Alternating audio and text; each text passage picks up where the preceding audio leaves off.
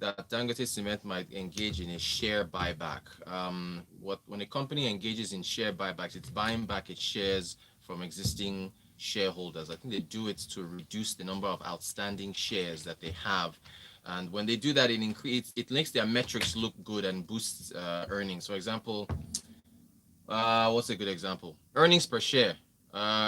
Remember my finance 101. Earnings per share. You divide your net income by your outstanding shares, and if the denominator is smaller, your EPS is boosted, right? So that's looking at earnings per each of your shares that are out there, looking at how much every investor is prepared to pay for it. So metrics like that are boosted when you do a share buyback. And again, it's rumored, but I believe that's what some were saying. That's what boosted the stock yesterday.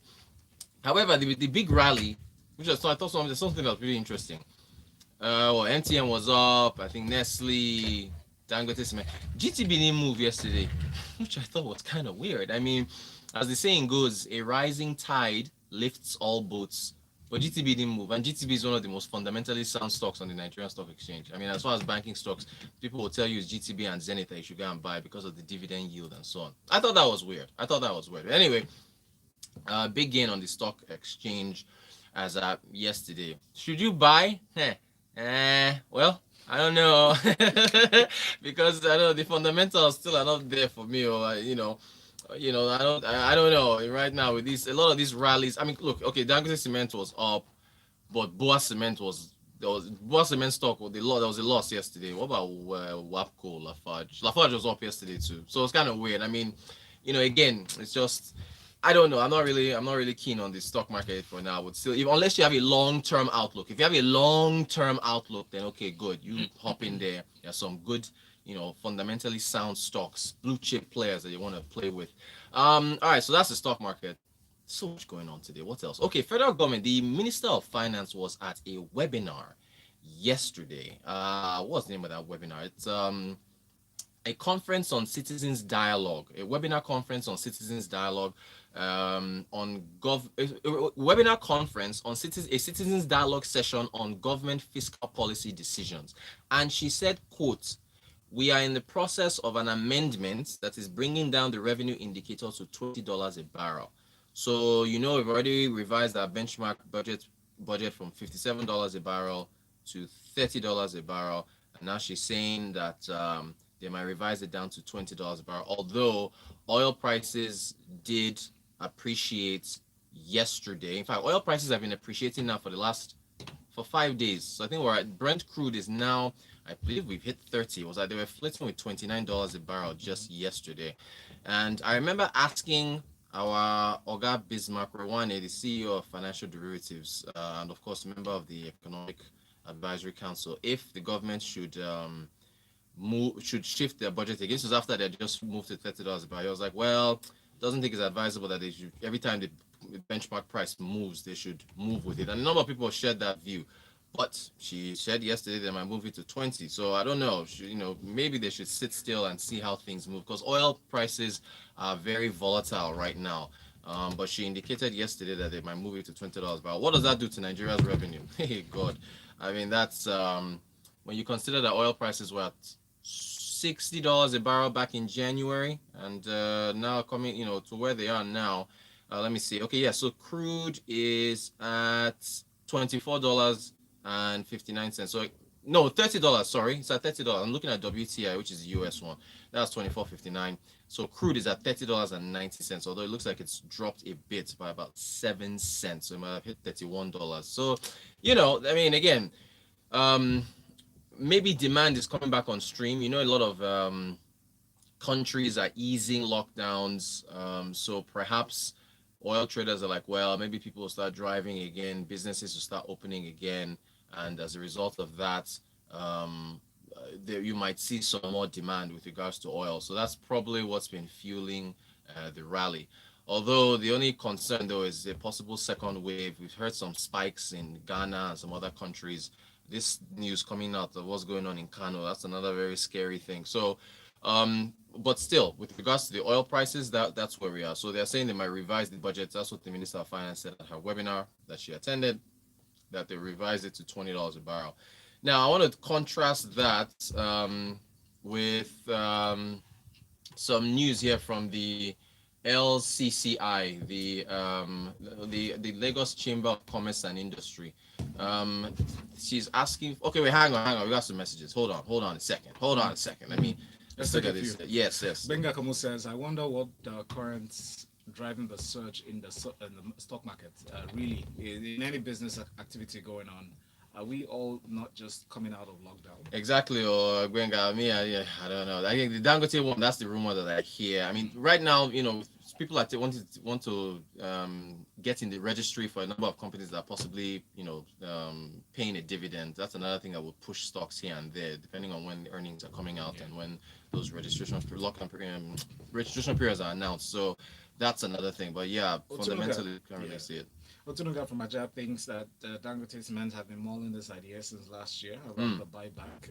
It says that it was publicly announced then at the executive general meeting scheduled for the action, and then it was later cancelled. Maybe now they want to actualize the Okay, plan. okay, okay. Good, good. Thank you for that, Tunuga. And Anderson says, I think the focus should be on Bonnie Lights, which is what Nigeria produces. Also, what's your Yes. opinion regarding the ability of the crowd funding platforms like Farm Crowd to meet the proposed SEC Oh, you know what? guidelines? I think Anderson sent me a tweet. Anderson, did you tweet that? I was scrolling to my Twitter and I think somebody sent me that tweet. Probably the same person because it's exactly almost worded the same. Yeah, they should be able to hopefully have the capital to meet those standards. I mean, they've been doing good business, right? So we should be able to see whether or not they meet it. But I think they should be able to with regards to the crowdfunding, SEC guidelines. And you're right, but we should look at Bonnie Lights, which I think is trading lower. Hang on, I'm gonna take a look right now where we are with Bonnie Lights. For Nigeria, Bonnie Light is trading. Where is this thing? Where is this thing? Bonnie Light is trading at. I'm using an Apple. This is how $23 and 24 cents. So perhaps again, crude Brent is the benchmark for pretty much everywhere else outside of North America. But yes, you have a good points with Bonnie Light. So I'm showing the last price here, $23.24. So perhaps it makes it now. Of course, that's one of a number of other blends that we sell. But good point there with regards to Bonnie. Okay, Tuniga, we've seen that message. Okay, yes.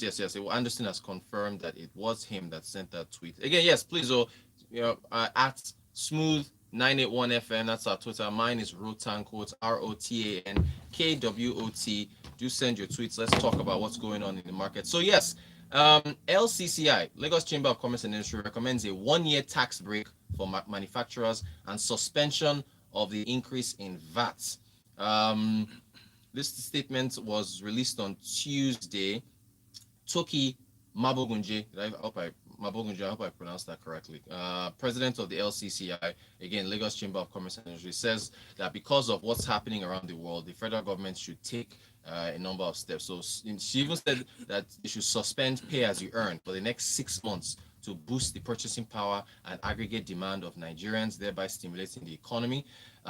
She said that they should also provide, they should suspend pay, suspend what is it now, the VAT increase, give as far as the aviation industry is concerned, she said they should give support towards augmenting insurance premiums that are dollar denominated. I mean, she made a number of suggestions here. The problem with this sounds good though, but the issue is that this is just bad luck. This is coming at a really bad time, right? I literally just talked about the Minister of Finance saying that they're going to revise the benchmark oil price to $20 a barrel. Our revenues are short, right? They're completely short. So to now compound that by suspending VAT, which doesn't, I think, what is it? 15% of VAT goes to the federal government, or the rest of it is states, I think, and there's a spread around the states and local governments. But still, you suspend VAT. What else do you remove? Payee. I think payee, that one factors into that also factors into the states as well.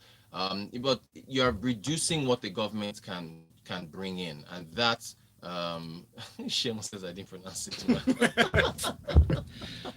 No, Yeah, don't you're just ignore reducing, Cheryl. you're reducing the amount of income to the federal government. So it's a really, and the federal government is in a really tough place right now where revenues are falling. And again, you have to give a break to the average Nigerian, right? And you have to give a break to industries. The airlines, I mean, they are in a tough place. Virgin Atlantic, although it's not a Nigerian airline though, but Virgin Atlantic announced that they're going to be making job cuts. This was just yesterday, 3,000 jobs in the UK. They even said they're not going to be operating, they're quitting Gatwick Airport. They're not operating there. So that's over there in the UK. We know what's happened here. We've done the Antarctica announcement. I talked to the CEO of Aero Contractors. He didn't say anything about whether or not they're going to be doing what's it called, job cuts as well, or salary cuts, excuse me, salary cuts. But the industries are struggling. So, what the head of the LCCI is doing is saying, hey, federal government, give this break to these companies. The head of Newly Juice, Adele Sakwe, she's gone on this campaign on Instagram where she's put up a petition and she says that, the federal government should do more for SMEs, but they should get more stimulus. Again, in the US, the airline industry there got a 25 billion dollar in bailout stimulus funds. That's almost equal to our entire budget here in Nigeria. But they have the money. So the thing is, while I agree with all these recommendations as to what the federal government needs to do to give businesses a break, where is the money? Do they float another bond? Where will you get the money from? I mean, it's hard though, and this is one of those situations where I do not, wish that I was in government. Rainmaker, I want to You agree. should say that. Look, man, dude, Bro, what will you do now? Patrick got nothing. Okay, yeah. Patrick says from Nigeria, says, good morning, guys. What has happened to all the diversification of the economy that has been making the rounds since forever? Can we finally move away from dependence on oil now that we've been through? Yeah, so Patrick, the Nigerian economy is actually diversified. It is. When you look at all the different sectors, but the problem is diversification of revenue. Where do we get most of our money from? Which I don't know. It almost is like it's almost a technicality, right? Because essentially, if your revenue is still coming from the one main place, which is oil, then are you really diversified? So I guess it's the diversification of your income, where you get your income from. That's the issue. But you're right, and this is the time to do stuff. We have more. Yes. This one is from Churchill in Aja.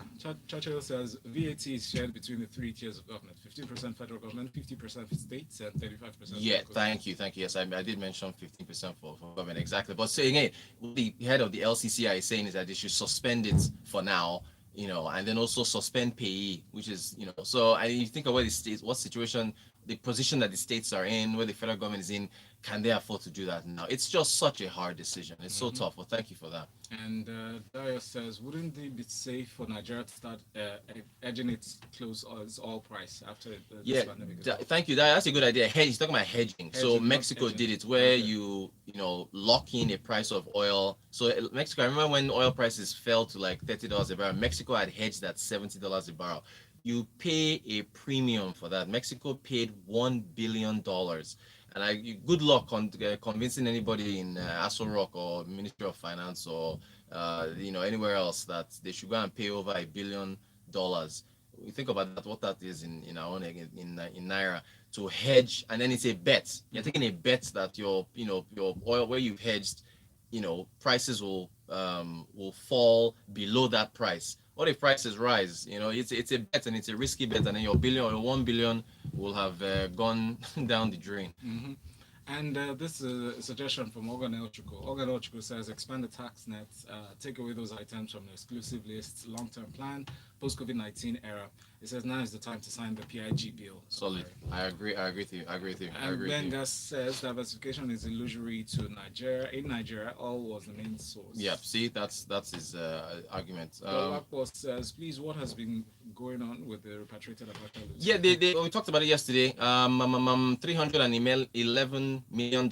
They've sent it over to the central bank, and then the central bank is going to send it over to the NSIA, the Sovereign Investment Authority, over the next 14 days. They are saying, I remember people were lamenting yesterday on the show. They said the money will go towards the construction, Uh, Lagos Ibadan Expressway, Fourth Mainland Bridge. second Niger Bridge, Oh, and second. Did I say Abuja. fourth? Yeah, then Abuja. They need to build more bridges. Abuja cannot. Please, you have to read Rainmaker's message Yes, because please. let's see It's here. all the way up here. It says, why did Val Holt reading this? Yeah, I think another message came in. That's why. Go ahead, please. Rainmaker, sorry about that. It says, I want to agree that with Bismarck, but the minister was right. $20 is conservative and the oil price is already rallying. By the third quarter, economies of our major buyers will open aggressively, so the price will still go up. It's better to plan for $20 when it's more. It's better for us. Rotus, the real issues is OPEC cutting production and also demand will not get an all-time 2020 high of 120 million barrels per day globally. As of last week, the Economist records that we've surpassed the low 20 million barrel per day globally. I guess that hasn't been reached. It says, so the issue is we can still make our estimates of 1.9 million barrels per day to 2.1 million barrels per day. I think that should be revised downwards. Thank you, Rainmaker. It actually was. They revised when they revised the price to $30 a barrel. They revised production to 1.7 million barrels per day. Then that OPEC cut now pushed us down to 1.4 million barrels per day. So now that she's going to $20 per barrel, will she now cut it again? So man. Anyway, thank you for that. It's just Benga Kamo is saying the same thing that Ogenekaro was just sent in as well about expanding the tax net. We need to have a show about expanding the tax net. What that means is every akara seller, every vulcanizer, every barber, everybody on the side of the road, you must tax them. And that thing is hard. You must go there, catch them and say, hey, look, I might need to register you. And these folks, they move around. We need to do a whole show. Everybody will send in their suggestions on how to send this tax. That thing is hard. Blow your mind. It is, and the government does not have the personnel to catch all these people. So anyway, so that's so much. Andela, they also announced job cuts. Who else announced job cuts yesterday? Virgin Atlantic, Andela. Oh, there's one more person that announced job cuts. I can't remember. Anyway, job cuts all over. Airbnb also announced job cuts again. It's just left and right. It's all over the globe. Who would have thought that Airbnb had staff? I know, right? they look, man, it's ugly out there. But hey, thank you all for sending in your messages. There is just so much going on in the business world. How to keep up, but we will do our best. Yes. Thank you all for your messages, and I guess I'll catch you guys tomorrow. Thank you, Rotus. Follow the conversation on social media. Use that hashtag BusinessExpress981 and tweet at Rotus at Rotanquotes. The quote is with a K, so Rotanquote here. Stay with us on Smooth 98.1. Next, let's discuss COVID-19 and the efforts of the coalition against COVID-19. Stay with us. Express, brought to you by Thank you. Transaction solutions you can depend on. Some may say it's not possible to say